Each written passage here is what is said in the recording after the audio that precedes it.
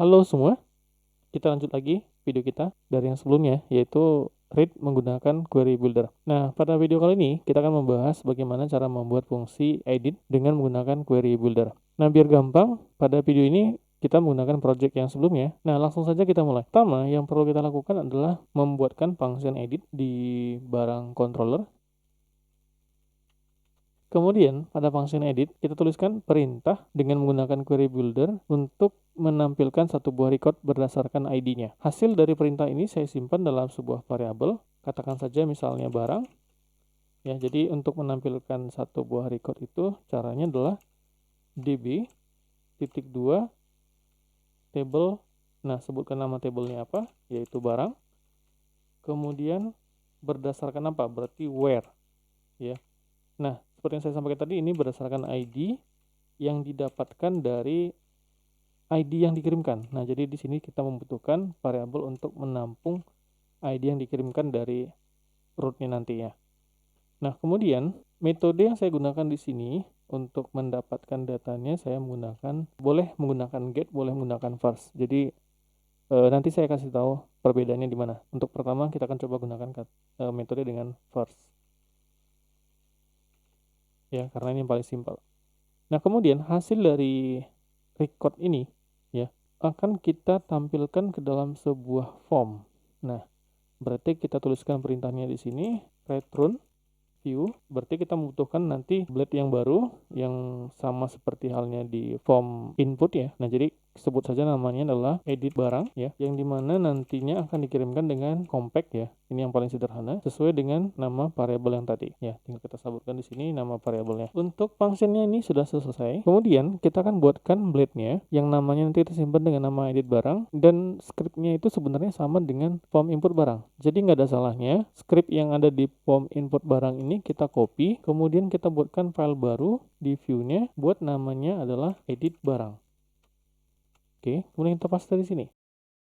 Nah, yang perlu kita rubah dari sini ya, yang pertama ini ya title-nya kita ganti menjadi edit barang. Kemudian kita tambahkan value-nya ya. Jadi ini sebelumnya belum ada value. Jadi kita buatkan properti barunya itu adalah value.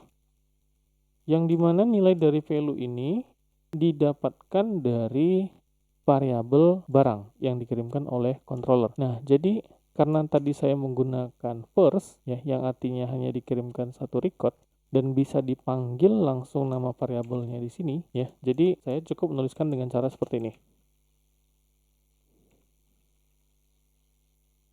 Nah, kemudian sebutkan nama field-nya. Jadi nama variabel diikuti dengan nama field yang ada di database, yaitu adalah barang. Nah, ini untuk text box barang. Kemudian untuk text box harga, caranya sama, value. Kemudian barang, nah fieldnya apa, yaitu adalah harga. Oke, satu lagi, nah ini sebenarnya adalah spesifikasi ya, salah. Nah, ini value-nya itu terletak di antara text area-nya, maka kita tuliskan seperti ini, yaitu barang, field-nya adalah spesifikasi. Nah, biar lebih sesuai, ini bukan submit, tapi adalah update. Kemudian nanti datanya dari form ini akan dikirimkan ke link, katakan saja namanya adalah save edit. Saya rasa ini sudah sesuai, tinggal kita buatkan root yang baru untuk memanggil form edit barang. Oke, ini menggunakan metode get ya, jadi kita copy aja biar cepat, ada salahnya. Kemudian kita buat namanya adalah edit barang. Nah, karena di dalam controller barang ini seperti yang saya bilang tadi membutuhkan ID karena ditampilkan berdasarkan ID-nya, maka di sini juga kita harus menuliskan parameternya ya. Jadi caranya seperti ini. Ini adalah function dari, kemudian kita cek lagi, rootnya sudah, formnya sudah, functionnya sudah. Oke, tinggal kita buatkan link barang agar nanti linknya itu memanggil langsung ID sesuai dengan posisinya, gitu ya. Nah, kita buatkan saja misalnya di sini th aksi ya.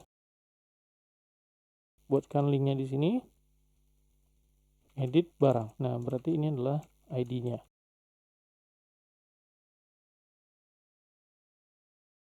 Oke, kita coba dulu ya. Oke, jadi ini sebelumnya belum ada kolom baru, yaitu tadi adalah aksi. Setelah kita refresh seharusnya ada.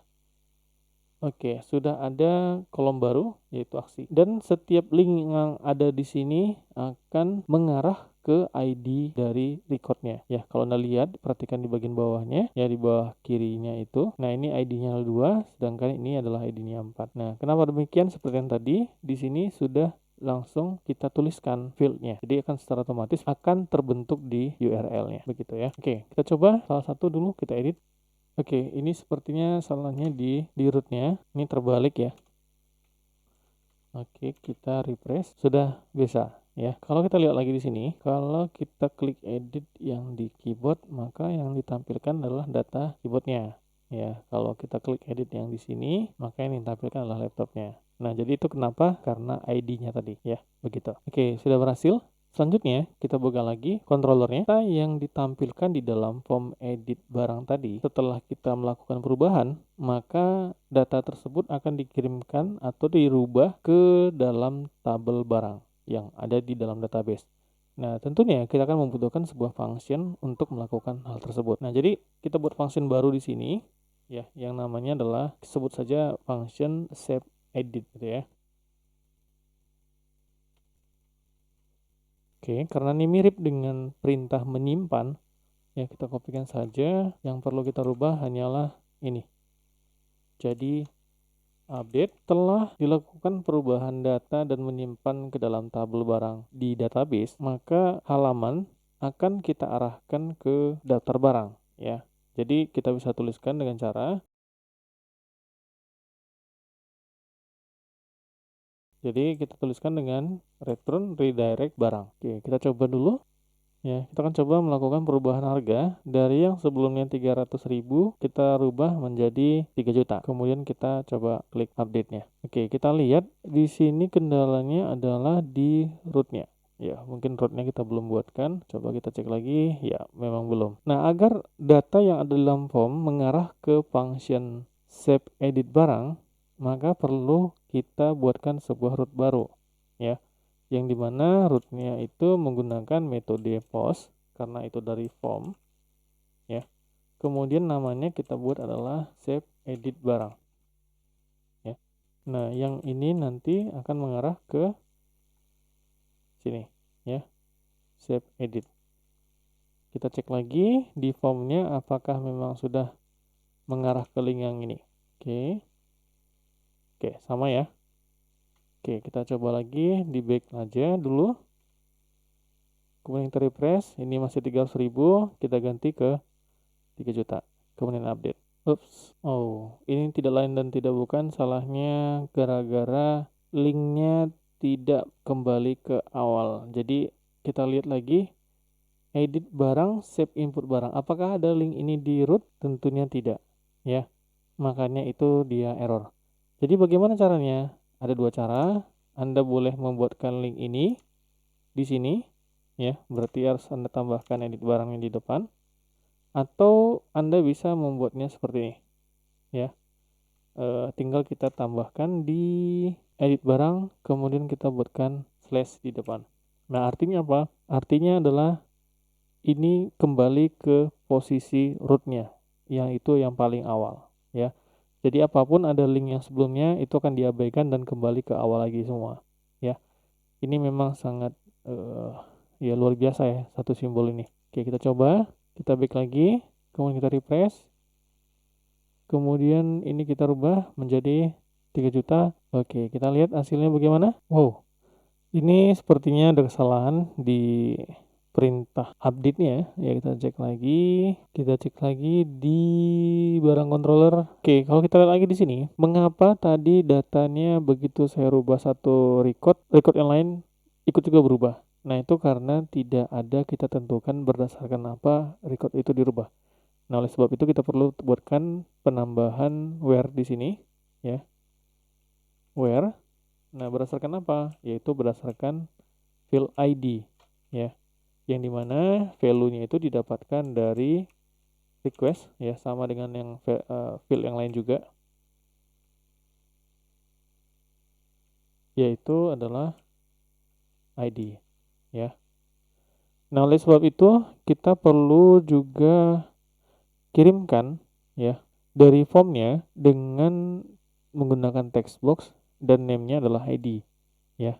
Jadi kita cek di form edit barang ya. Di sini perlu kita buatkan text box-nya seperti yang saya sampaikan tadi ya. Karena kita buat text box-nya ini tidak perlu ditampilkan, maka di sini saya tidak perlu buat cantik ya. Ini kita buat jadi hidden. Ini juga nggak perlu.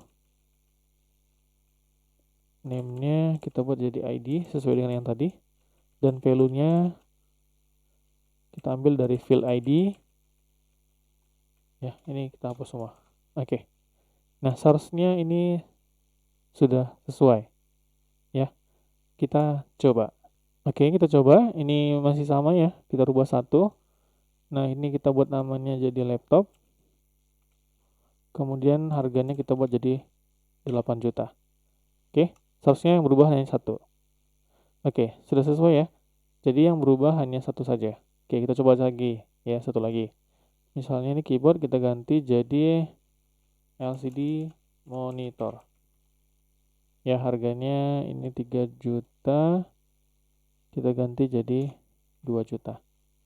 Update. Oke, ya. Oke, jadi sampai sejauh ini kita sudah berhasil membuatkan fungsi update tabel barang di database.